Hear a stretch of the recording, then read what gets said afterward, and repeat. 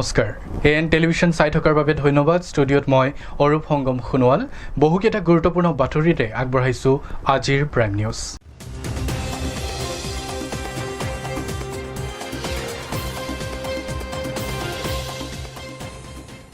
প্ৰথমে চাওঁ কেইবাটাও গুৰুত্বপূৰ্ণ বাতৰিয়ে আজি দখল কৰা শিৰোনাম চিকিৎসা মহাবিদ্যালয়ত বিডিএম এণ্টাৰপ্ৰাইজ নামৰ হাউচকিপিঙৰ কৰ্মচাৰী ধৰ্ষণৰ বলি হৈছে চিকিৎসা মহাবিদ্যালয়ত থকা মানসিক বিকাৰগ্ৰস্ত যুৱতী অসমত লক্ষ্মণ প্ৰসাদ আচাৰ্যক অসমৰ নতুন ৰাজ্যপাল হিচাপে নিযুক্তি ৰাষ্ট্ৰপতি দ্ৰৌপদী মুৰ্মুৰ ডিব্ৰুগড় কীৰ্তনঘৰ কদমনিত অনুষ্ঠিত 15 দিনীয়া বৰগীত আৰু সত্ৰীয়া নৃত্যৰ কৰ্মশালাৰ আজি সফল সামৰণি মৰাণৰ তিলৈজান মাছ পথাৰত সুনীল গোৱালা নামৰ এজন যুৱকে দাৰে ঘপিয়াই হত্যা কৰিলে 60 বছৰীয়া এগৰাকী বৃদ্ধ এতিয়া বিতং বাতৰি চিকিৎসা মহাবিদ্যালয়ত নিয়োজিত বিডিএম এণ্টাৰপ্ৰাইজ নামৰ হাউচকিপিঙৰ কৰ্মচাৰীৰ কামনাৰ বলি চিকিৎসা মহাবিদ্যালয়তে থকা মানসিক বিকাৰগ্ৰস্ত এগৰাকী যুৱতী অসম চিকিৎসা মহাবিদ্যালয় হাস্পতালত ভয়ংকৰ কাণ্ড চিকিৎসা মহাবিদ্যালয়তে ধৰ্ষণ মানসিক বিকাৰগ্ৰস্ত যুৱতী চিকিৎসা মহাবিদ্যালয়ত নিয়োজিত বিডিএম এণ্টাৰপ্ৰাইজ নামৰ হাউচকিপিঙৰ কৰ্মচাৰীৰ কামনাৰ বলি চিকিৎসা মহাবিদ্যালয়তে থকা মানসিক বিকাৰগ্ৰস্ত যুৱতীগৰাকী আৰক্ষীৰ জালত অভিযুক্ত মুজিবুৰ ৰহমান মুজিবুৰৰ ঘৰ হাজুত বুলি ডিব্ৰুগড় আৰক্ষীয়ে প্ৰকাশ কৰিছে অসম চিকিৎসা মহাবিদ্যালয় হাস্পতালত নিয়োজিত বিডিএম নামৰ কোম্পানীটোৰ ছুপাৰভাইজাৰ হিচাপে কৰ্মৰত আছিল ধৃত মুজিবুৰ ইতিমধ্যে ডিব্ৰুগড়ৰ সদৰ থানাত ভাৰতীয় ন্যায় সংহিতাৰ 64/2K/2023 অধীনৰ 292/24 নম্বৰত গোচৰ পঞ্জীয়ন কৰি আৰক্ষীয়ে তদন্ত আৰম্ভ কৰি ইতিমধ্যে গ্ৰেপ্তাৰ কৰিছে মুজিবুৰক শুক্ৰবাৰে নিশা চিকিৎসা মহাবিদ্যালয় হাস্পতালৰ কেজুৱেলিটিতে ধৰ্ষণ কৰিছিল মুজিবুৰে যুৱতীগৰাকীক উল্লেখ্য যে যুৱতীগৰাকী বিগত প্ৰায় 15 বছৰে অসম চিকিৎসা মহাবিদ্যালয় হাস্পতালতে ঘূৰি ফুৰিছিল চিকিৎসা মহাবিদ্যালয়ৰ বিভিন্ন বিভাগৰ লোকে খাদ্য আৰু চোৱা চিতা কৰি আহিছিল মানসিকভাৱে বিকাৰগ্ৰস্ত যুৱতীগৰাকীক জয়ৰ সহযোগত আইনুল আহমেদৰ ৰিপৰ্ট এএন টেলিভিছন এটা বৃহৎ সালসলনিৰ জৰিয়তে ৰাষ্ট্ৰপতি দ্ৰৌপদী মুৰ্মুৱে শনিবাৰে দেশৰ 10খন ৰাজ্যত নতুন ৰাজ্যপাল নিযুক্তি দিয়ে য'ত অসমত লক্ষ্মণ প্ৰসাদ আচাৰ্যক অসমৰ নতুন ৰাজ্যপাল হিচাপে নিযুক্তি দিয়ে শনিবাৰে দেশৰ 10খন ৰাজ্যত ৰাষ্ট্ৰপতি দ্ৰৌপদী মুৰ্মুৱে নতুন ৰাজ্যপাল নিযুক্তি দিয়ে এটা বৃহৎ সালসলনিৰ জৰিয়তে ৰাষ্ট্ৰপতি মুৰ্মুৱে কেইবাখনো ৰাজ্যৰ লগতে ছিকিমৰ বৰ্তমানৰ ৰাজ্যপাল লক্ষ্মণ প্ৰসাদ আচাৰ্যক অসমৰ নতুন ৰাজ্যপাল হিচাপে নিযুক্তি দিয়ে তদুপৰি আচাৰ্যক মণিপুৰৰ ৰাজ্যপালৰ অতিৰিক্ত ভূমিকাও দিয়া হৈছে ইয়াৰ বিপৰীতে বানৱাৰীলাল পুৰোহিতৰ ঠাইত গুলাবচান্দ কাটাৰিয়াই পঞ্জাৱৰ ৰাজ্যপাল হিচাপে নিযুক্তি পাইছে এই পদক্ষেপে অসম আৰু মণিপুৰৰ সাম্প্ৰতিক ৰাজনৈতিক পৰিৱেশক গুৰুত্বক উজ্জ্বল কৰি তুলিছে ইফালে অসমৰ প্ৰাক্তন সাংসদ ৰমেন ডেকাক ছত্তীশগড়ৰ ৰাজ্যপাল হিচাপে নিযুক্তি দিয়া হৈছে ৰমেন ডেকা আছিল মংগদৈ লোকসভা সমষ্টিৰ প্ৰাক্তন সাংসদ নিউজ ডেস্ক এএন টেলিভিছন আনেক বাতৰি ডিব্ৰুগড় কীৰ্তনঘৰ কদমনিত 14 জুলাইৰ পৰা 28 জুলাইলৈ অনুষ্ঠিত কৰা 15 দিনীয়া বৰগীত আৰু সত্ৰীয়া নৃত্যৰ কৰ্মশালাৰ 28 জুলাইত সফল সামৰণি হয়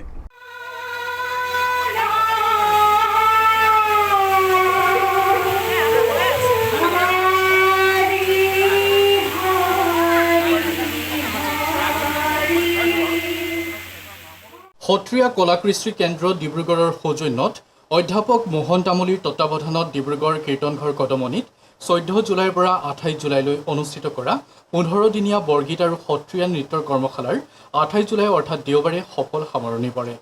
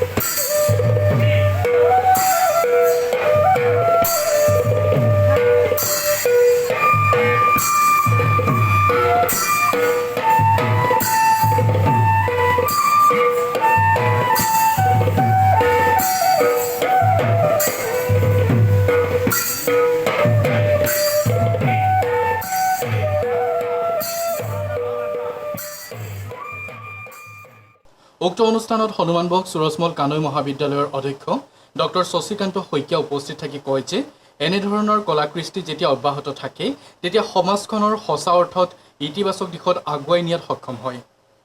সত্ৰীয়া নৃত্য আমাৰ সমাজত বৰ ভেটি বুলি ক'ব পাৰি।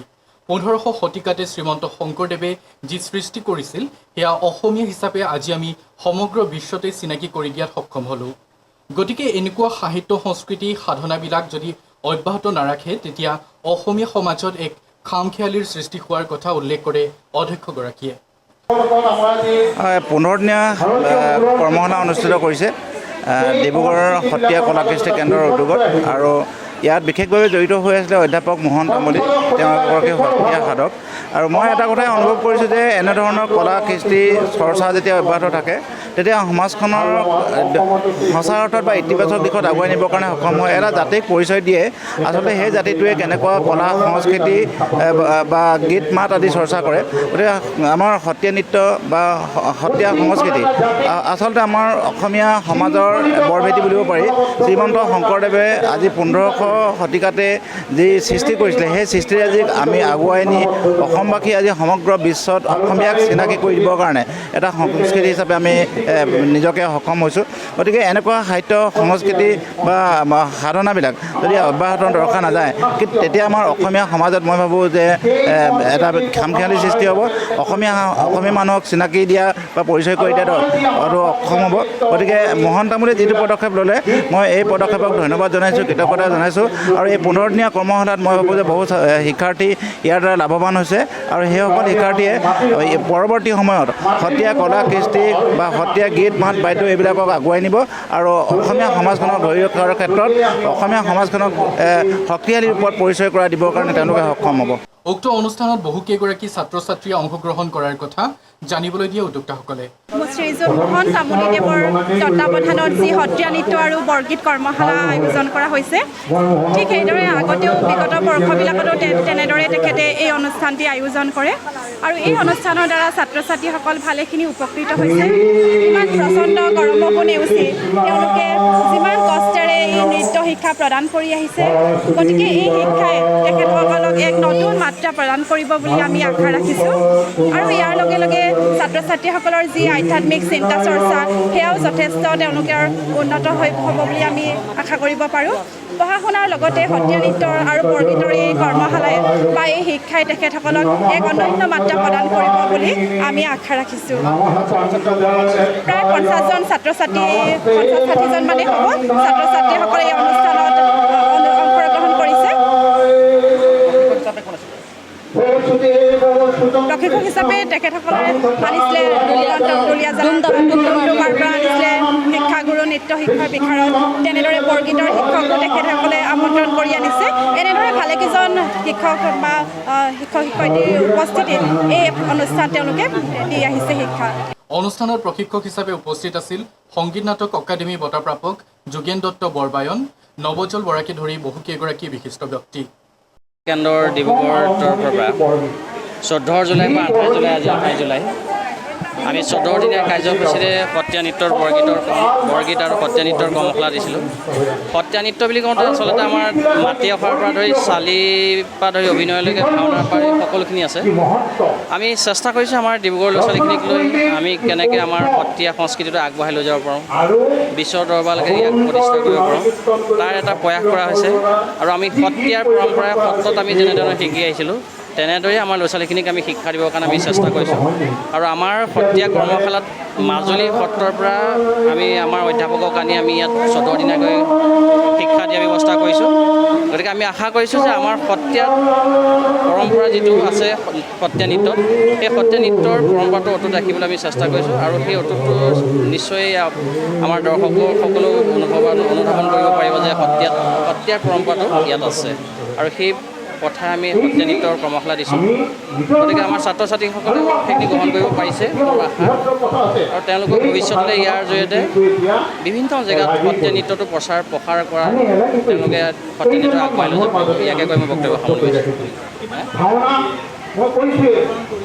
মোৰ ইয়াত আছে 75 গৰাকী আছে। ইনে ছাত্ৰ আৰু ছাত্ৰীৰ ভিতৰত মিলাই ৭৫ আছে।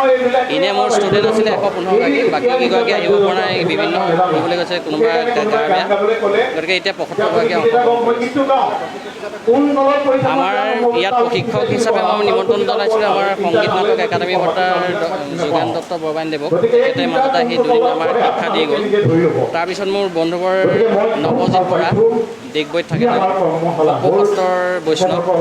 তাৰপিছতে আমাৰ সত্ৰীয়া কলা কেন্দ্ৰৰ সংগীত একাডেমীৰ দেৱজিৎ কলিতা, তেখেতে আহি আমাৰ ইয়াত চতুৰ্দিনকৈ কৰ্মশালা কৰি আছে। আজি সামৰণি অনুষ্ঠান।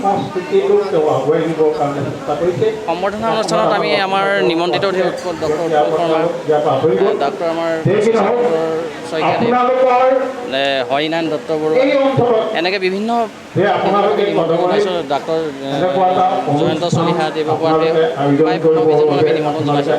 তেওঁলোকে সময়সূচী মতে নিউজ ডেস্ক AN টেলিভিছন। মৰাণৰ তিলৈজান মাছপথাৰত নৃশংস হত্যাকাণ্ড। সুনীল গোৱালা নামৰ এজন যুৱকে দাৰে ঘপিয়াই হত্যা কৰিলে ৬০ বছৰীয়া এগৰাকী বৃদ্ধক। মৰাণৰ তিলৈজান মাছপথাৰত নৃশংস হত্যাকাণ্ড।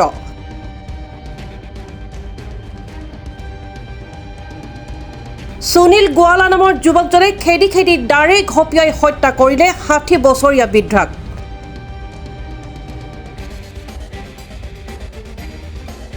নিহত মহিলাগৰাকীৰ নাম হৈছে পানেশ্বৰী কিষাণ।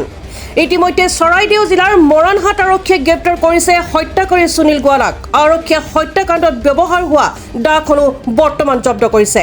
ভাত বিচাৰিলে, ভাতটো খাই আছিলে, তাৰপিছত ই পগলাটো আমাৰ আহিলে, আহি কিনি মোক কৈছে কি দাউটো দিয়া বুলি ক'লে, খৰি কাটিম বুলি ক'লো, নাই বুলি ক'লো মই। তাৰপিছত ই কৈছে সেই দিয়াচোন দিয়া। তাৰপিছত মাক বিচাৰিছে, মাক ক'লো মই ইচৰা কৰিছোঁ নিদিবি বুলি ক'লো আকৌ। তাৰপিছত তাতো আমাৰ পালং তলত আছিলে, খৰি কাটি থৈ দিছিলে আকৌ মানুহটো, তাত থৈ কিনি ওলাই কিনি লৈ গ'ল আৰু লৈ কিনি আমাক দৰাইছে গোটেই। তাৰপিছত আমাৰ বুঢ়ীটো ভাত খাই আছিলে, ভাতটো খাওঁতে দৰালে ইয়াক, তাৰপিছত ঘপ মাৰিয়ে দিছে। তাৰপিছত মই চিঞৰিছোঁ মা বুলি চিঞৰিছোঁ, তাৰপিছত মোকে দৰাই কিনি সেইফালে লৈ গৈছে। এই পানেশ্বৰী নামৰ মানুহ এগৰাকীক মানে এই সুনীল বুলি ওচৰে তেওঁলোকৰ ভতিজা সম্বন্ধীয় হয়, মাৰ্ডাৰ কৰিলে, কাটিলে, গা নগাদা আছিলে। আৰু কি প্ৰশাসন মানুহ আহিছে, তেওঁলোকে আহি মেলি এতিয়া মানে চাই মেলি ডেপুটি এতিয়া মানে পষ্টমৰ্টম কৰিবৰ কাৰণে দিবলৈ যোজা কৰি আছে। প্ৰশাসন আহিলে ইমিডিয়েট আমি খবৰ দিয়াৰ পিছত প্ৰশাসনৰ যিখিনি কৰিবলগীয়া কাম তেখেতলোকে ভালকৈ কৰিছে, গোটেইখিনি এতিয়াও আছে। News desk AN television. এইখিনিতে সময় এটি চমু বাণিজ্যিক বিৰতিৰ পাছত কেইবাটাও গুৰুত্বপূৰ্ণ বাতৰি লৈ পুনৰ উভতি আহিম। চাই থাকক AN টেলিভিছন।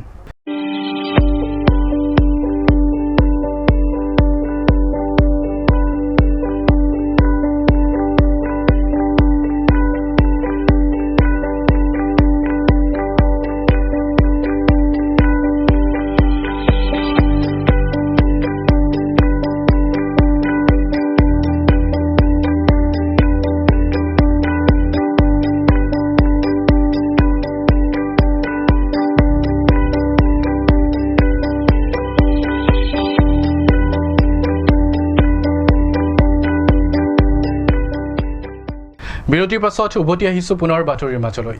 ইউনেস্কোৰ বিশ্ব ঐতিহ্যৰ ক্ষেত্ৰত চৰাইদেউ মৈদামে স্বীকৃতি লাভ কৰাৰ পিছত কৃতিত্বক লৈ টনা আজোৰাৰ ৰাজনৈতিক দলসমূহৰ। চৰাইদেউ মৈদামে বিশ্ব ঐতিহ্যৰ স্বীকৃতি লাভ কৰাৰ পিছতে কৃতিত্বক লৈ টনা আজোৰা ৰাজনৈতিক দলসমূহৰ। সাংসদ গৌৰৱ গগৈৰ এই ক্ষেত্ৰত কংগ্ৰেছৰ যথেষ্ট অৰিহণা আছে। চৰাইদেউ মৈদামে লাভ কৰা বিশ্ব ঐতিহ্যৰ স্বীকৃতিৰ ক্ষেত্ৰত এটা বিশেষ দলৰ অৰিহণা নাই বুলি কৰা মন্তব্যৰ পিছতে মন্ত্ৰী যোগেন মোহনে আগবঢ়াইছে এই প্ৰতিক্ৰিয়া। এটা বিশেষ দলৰ অৰিহণা অৰ্থাৎ যিটো দলৰ চৰকাৰ আছে, সেই চৰকাৰখনৰ আন্তৰিক প্ৰচেষ্টাৰ কাৰণেই আজি চৰাইদেউৰ মৈদামথলী ইউনেস্কোত অন্তৰ্ভুক্ত হ'বলৈ সক্ষম হ'ল। এইটো কথা সকলোৱে জানে। বহুত চৰকাৰ আহিলে গ'ল, বহুত মুখ্যমন্ত্ৰী আহিলে গ'ল, কিন্তু এই কথা কোনেও গুৰুত্ব নাছিল যে এইটো সম্পূৰ্ণ ইয়াত ৱৰ্ল্ড হেৰিটেজ কৰিব পৰা সম্পূৰ্ণ তথ্য থকাৰ পাছতো চৰকাৰৰ সদিচ্ছা বা আন্তৰিকতা নথকাৰ কাৰণে এইটো সম্ভৱ হৈ নুঠিছিল। কিন্তু বিজেপি চৰকাৰ অহাৰ পাছত যেনেধৰণে এই ঐতিহাসিক স্থানসমূহ বিভিন্ন ধৰণে সন্মান দি বা তেওঁলোকক এইবিলাকক জনগণৰ যি আশা আকাংক্ষা আছে বা দীৰ্ঘদিনীয়া ডিমাণ্ড এইবিলাক পূৰণ কৰিবৰ কাৰণে চৰকাৰে চেষ্টা নকৰিলে এইবিলাক সম্ভৱ নহয়। এইটো কথা আপোনালোক জানে যে দেশৰ প্ৰধানমন্ত্ৰী নৰেন্দ্ৰ মোদী ডাঙৰীয়াই এখনেই মাত্ৰ দশেৰা প্ৰস্তুত কৰি ভাৰতবৰ্ষৰ পৰা ইউনেস্কোলৈ প্ৰেৰণ কৰিছে আৰু সেইখন তাতে নৰ্থ ইষ্ট অসমৰ এই চৰাইদেউ মৈদামথলী। তেওঁ নিজৰ ষ্টেটৰ এখন প্ৰপ'জেল আছে, দিব পাৰিলেহেঁতেন, এখন ছাইড কৰি ৰাখিব পাৰিলেহেঁতেন। কিন্তু তেখেতে অসমৰ প্ৰতি ভাল পোৱা, এই টাই জনগোষ্ঠীৰ মৈদামথলীটো ভাল পোৱা, এইবিলাকৰ কৃত্ৰিম এইটো এটা নিদৰ্শন আৰু তেখেতৰ কাৰণে আজি সম্ভৱ হ'ল। আৰু দ্বিতীয়তে আমাৰ মুখ্যমন্ত্ৰী মহোদয়ে যিমানখিনি ইয়াত ক্ৰাইটেৰিয়া ফুলফিল কৰিবলগীয়া আছিল সম্পূৰ্ণ কৰিবৰ কাৰণে দশেৰা প্ৰস্তুত কৰোঁতে ডক্টৰ নৰিয়ালে সম্পূৰ্ণ এইবিলাক দশেৰা প্ৰস্তুত কৰিছে। গতিকে তেখেতক তথ্য যোগান ধৰাটো চৰকাৰৰ দায়িত্ব।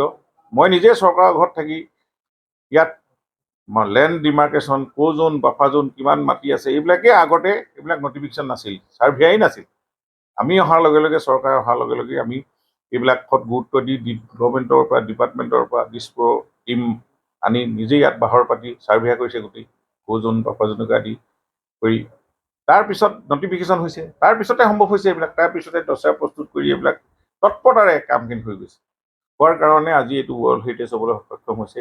আৰু স্থানীয় ৰাইজসমূহে বা দল সংগঠনসমূহে বা বুৰঞ্জীবিদসকলে, স্থানীয় যিসকলে ইয়াত নেৰানেপেৰা প্ৰচেষ্টা আছিল দীৰ্ঘদিন ধৰি, ৱৰ্ল্ড হেৰিটেজ হোৱাৰ পৰা এইটো এটা আমাৰ চান্স আছে। ইয়াত সম্পূৰ্ণ আজি ইজিপ্তৰ যেনেকৈ পিৰামিড সমান চৰাইদেউ মৈদামথলী, সেই ক্ষেত্ৰত এই তথ্য যুগুত কৰি তেওঁলোকে যিমানখিনি ইয়াত আন্তৰিকতা দেখুৱাই কামখিনি আগবঢ়াই লৈ গ'ল, তাৰপিছতে সম্ভৱ হ'ল। কংগ্ৰেছৰ দিনততো সেইবিলাক একো আমি এটা ডিমাণ্ডেই নেদেখিলোঁ। তেওঁলোকৰ কোনো এটা স্পীচ নাই সেই সময়ত যে এইবিলাক চৰাইদেউ মৈদামথলীৰ কাৰণে আমি এইটো কৰিছোঁ বুলি, বা তৰুণ গগৈৰ দিনতে হওক বা আগৰ চৰকাৰ তেওঁলোকৰ দিনত কোৱা এটা আমাৰ কোনো এখন অফিচিয়েলি এখন আমি লেটাৰ প্ৰপ'জেলেই নাই এতিয়ালৈকে। গতিকে তেওঁলোকে কাম হোৱাৰ পাছত ক্ৰেডিট ল'বলৈ অহা বিচৰা তেওঁলোকৰ কংগ্ৰেছৰ এইটো পূৰ্বৰে চৰিত্ৰ। গতিকে এইখিনি জনসাধাৰণক এনেকুৱা ধৰণে বিপথে পৰিচালিত কৰিলে জনগণে ভাল নাপায়, সেই কথাই কৈছোঁ। কিন্তু সকলোৱে আমি কৈছোঁ যে সকলোৱে প্ৰচেষ্টা আছে। কংগ্ৰেছ দল হিচাপে কংগ্ৰেছৰ কৰ্মীসকলো বা তেওঁলোকৰ বহুতে এইবিলাকে ইয়াত সহযোগ আছে। কিন্তু চৰকাৰ হিচাপে তেখেতসকলৰ দল হিচাপে তেওঁলোকে এইবিলাক চৰকাৰত থাকোঁতেই এইবিলাক কথা চিন্তা নকৰিলে। কিন্তু আজি আমাৰ মুখ্যমন্ত্ৰী ডক্টৰ হিমন্ত বিশ্ব ডাঙৰীয়াৰ নেতৃত্বত এইখিনি ৱৰ্ল্ড হেৰিটেজ হ'ল। আমি অসমৰ জনগণে, বিভিন্ন দল সংগঠনে তেখেতক ধন্যবাদ জনাইছে। আমিও ভাল পাইছোঁ যে আমাৰ জীৱিত কালতে আমি চৰাইদেউ মৈদামথলীৰ ঐতিহাসিক এখন স্থান বা বিশ্ব দৰবাৰত প্ৰতিষ্ঠা হৈছে। আজি বিশ্বৰ ৰাইজ ইয়াত টুৰিষ্টসকল আহিব, ইয়াৰো বহু কাম আছে। গতিকেলৈ এতিয়া পৰৱৰ্তী সময়ত কামখিনি চালি সকলোৱে মিলি দল সংগঠন সকলো মিলি আমি কাম কৰিলে ইয়াত দেশ বিদেশৰ পৰ্যটকসকলে যাতে সুবিধা পায়, মৰম পায়, তেওঁলোকে আহিব ইয়াত এইখিনি আন্তঃগাঁথনি নিৰ্মাণ বা অন্যান্য ক্ষেত্ৰত সহযোগ কৰিব বুলি আমি আশা ৰাখিছোঁ। Bureau' report AN television. অসমত বসবাস কৰা গৰীয়া লোকসকলৰ সুকীয়া জৰীপ কৰি OBCৰ মৰ্যাদা প্ৰদানৰ দাবী সদৌ অসম গৰীয়া জাতীয় পৰিষদৰ। সদৌ অসম গৰীয়া জাতীয় পৰিষদৰ ৰাজ্যিক সভাপতি মইনুল ইছলামে মৰাণত অনুষ্ঠিত সভাত অংশগ্ৰহণ কৰি অসমত বসবাস কৰা গৰীয়া লোকসকলৰ সুকীয়াকৈ জৰীপ কৰি OBCৰ মৰ্যাদা প্ৰদান কৰিবলৈ চৰকাৰক দাবী জনালে। সদৌ অসম গৰীয়া জাতীয় পৰিষদৰ ডিব্ৰুগড় জিলা সমিতিৰ উদ্যোগত অনুষ্ঠিত সভাত কহিনুৰ আলীক সভাপতি আৰু সৰুজান আলীক সম্পাদক হিচাপে লৈ 25জনীয়া পৰিষদৰ শক্তিশালী সমিতি গঠন কৰা হয়। সভাত পৰিষদৰ ৰাজ্যিক সম্পাদক আৰিফ ৰহমান, ৰাজ্যিক প্ৰচাৰ সম্পাদক মুকিবুৰ ৰহমান, জিলা সম্পাদক দুলু হুছেইনকে প্ৰমুখ কৰি ভালে সংখ্যক ব্যক্তি উপস্থিত থাকে।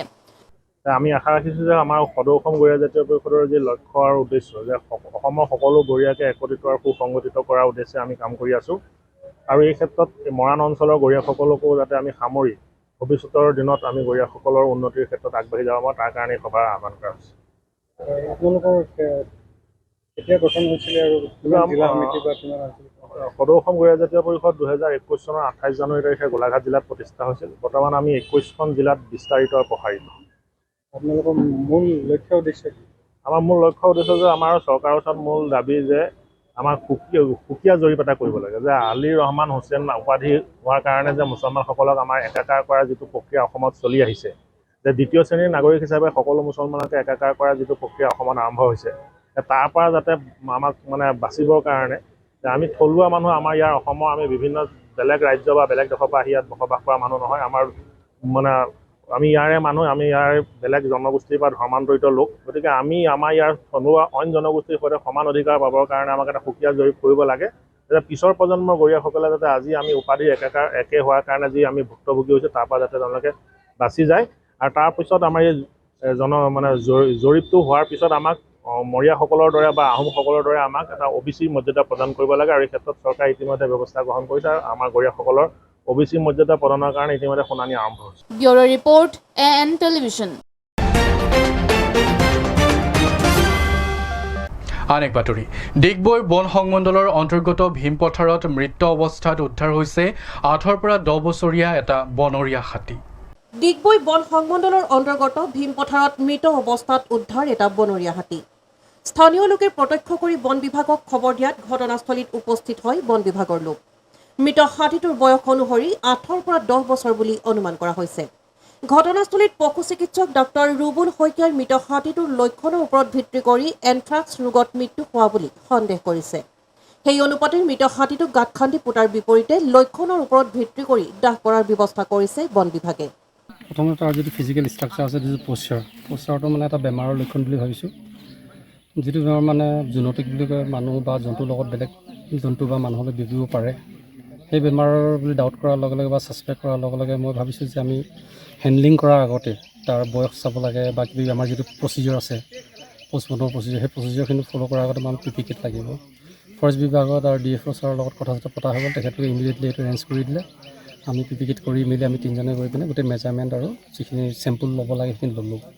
এতিয়া যিখিনি চেম্পুল আমি ল'লোঁ সেইখিনি ফৰেষ্ট ডিপাৰ্টমেণ্টত আমি আজি দি দিম। তেখেতলোকে কাইলৈকে গুৱাহাটীলৈ আমাৰ টেষ্টিঙৰ কাৰণে ডায়েগনচিছটো প্ৰপাৰ হ'বৰ কাৰণে লৈ যাব। তাৰপাছত আমি ফাইনেলটো হ'ম। এতিয়া বৰ্তমান মই এনথ্ৰাক্স বুলি ছাছপেক্ট কৰি আমি ইয়াত 5 কিলোমিটাৰ ৰেডিয়াছত যিমান গৰু গাহৰি ছাগলী আছে সেইখিনি আমি হিচাপটো আজি আৰু কালি ৰাতিপুৱাৰ ভিতৰত পাই যাম।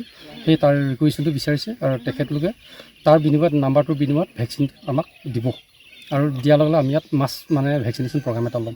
Bureau report AN television.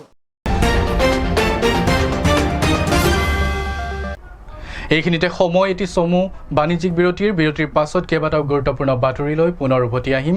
চাই থাকক AN টেলিভিছন।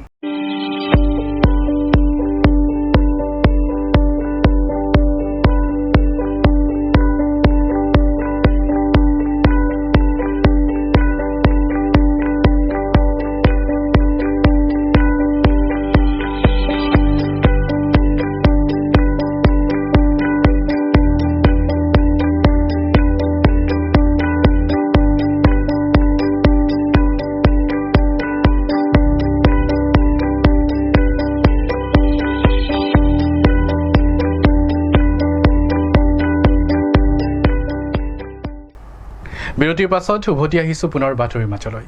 আজি প্ৰকৃতি সংৰক্ষণ দিৱস।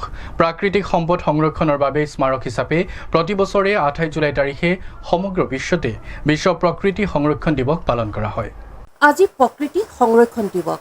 প্ৰতি বছৰে 28 জুলাই তাৰিখে সমগ্ৰ বিশ্বতে বিশ্ব প্ৰকৃতি সংৰক্ষণ দিৱস পালন কৰা হয়। এই দিনটো প্ৰাকৃতিক সম্পদ সংৰক্ষণৰ বাবে স্মাৰক দিন। এক সুস্থিৰ আৰু স্বাস্থ্যৱান সমাজৰ আধাৰ হিচাপে স্বাস্থ্যকৰ পৰিৱেশৰ বিষয়ে সজাগতা বৃদ্ধিৰ উদ্দেশ্যে এই দিৱস পালন কৰা হয়। উল্লেখ্য যে এই বছৰৰ এই দিৱসৰ বিষয়বস্তু হৈছে পৰিৱেশ সুৰক্ষা বৃদ্ধিৰ বাবে আন্তঃৰাষ্ট্ৰীয় সহযোগিতা আৰু নীতি সংস্কাৰৰ পোষকতা কৰা। প্ৰকৃতি সংৰক্ষণৰ বাবে প্ৰতিজন মানুহ দায়বদ্ধ আৰু প্ৰতিজন ব্যক্তিয়ে পৰিৱেশ সুৰক্ষাৰ বাবে অংশগ্ৰহণ কৰা উচিত। আমাৰ প্ৰাকৃতিক সম্পদ ৰক্ষাৰ সৰ্বোত্তম অনুশীলন সম্পৰ্কে সচেতনতা বৃদ্ধিৰ উদ্দেশ্যে বিশ্বজুৰি আজিৰ দিনটোত বিশ্ব প্ৰকৃতি সংৰক্ষণ দিৱস পালন কৰা হয়। আমি সংকল্পবদ্ধ হ'ব লাগে যাতে আমাৰ সেউজীয়া ধৰণীক চিৰকাল সেউজীয়া কৰি ৰাখিব পাৰোঁ। News desk AN television. বিংশ শতিকাৰ শেষৰ পৰা একবিংশ শতিকাৰ প্ৰথম দশকলৈ অসমীয়া কবিতাক সজীৱ আৰু সমৃদ্ধ কৰি ৰখা সুগন্ধি পখিলাৰ কবি হিৰুদাৰ আজি জন্মদিন। আজি সুগন্ধি পখিলাৰ কবি হিৰুদাৰ জন্মদিন। বিংশ শতিকাৰ শেষৰ পৰা একবিংশ শতিকাৰ প্ৰথম দশকলৈ অসমীয়া কবিতাক সজীৱ আৰু সমৃদ্ধ কৰি ৰখা হিৰুদাৰ জন্মদিনৰ দিনটোত কবিগৰাকীক শ্ৰদ্ধাৰে সোঁৱৰিছোঁ। হীৰেন ভট্টাচাৰ্যৰ জন্মদিনটো অসমত কাব্যস্নেহ দিৱস হিচাপে পালন কৰা হয়। দেশ জাতিৰ বিপদৰ সময়ত তেওঁ লিখিছিল দেশ বুলিলে আদেশ নালাগে। হিৰুদাৰ জন্ম হৈছিল 1932 চনৰ 28 জুলাইত যোৰহাটত। 13খনকৈ কবিতা পুথি লিখি তেওঁ অসমীয়া সাহিত্যৰ ভঁৰালক চহকী কৰি থৈ গৈছে।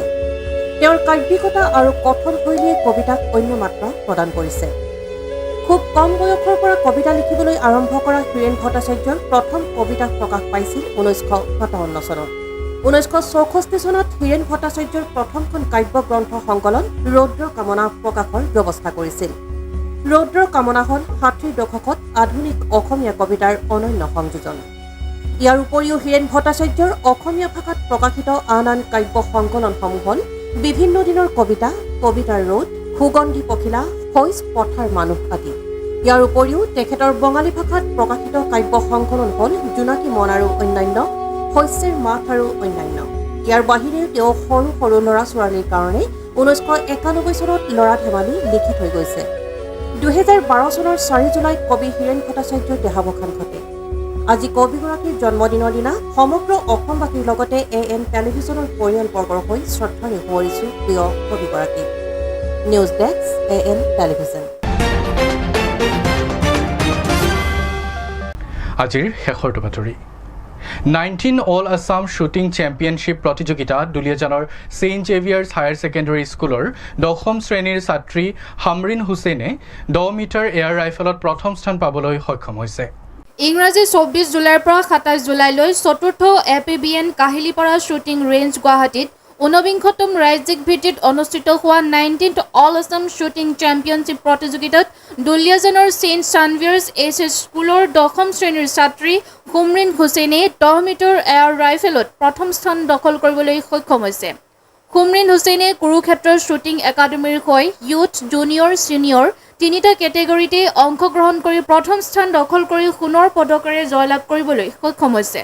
হুমৰিন হুছেইন দুলীয়াজানৰ সমাজকৰ্মী আৰু ব্যৱসায়ী জেছমিন হুছেইনৰ একমাত্ৰ কন্যা, ছেইণ্ট ছানভিয়াৰ্ছ HS স্কুল দুলীয়াজানৰ 10ম শ্ৰেণীৰ ছাত্ৰী। Bureau report AN television. আজিৰ প্ৰাইম নিউজ ইমানেই আছিল। অৰূপ সংগমক আজিলৈ ইমানতে বিদায় দিয়ক। অধিক বাতৰিৰ বাবে চাই থাকক AN টেলিভিছন। নমস্কাৰ।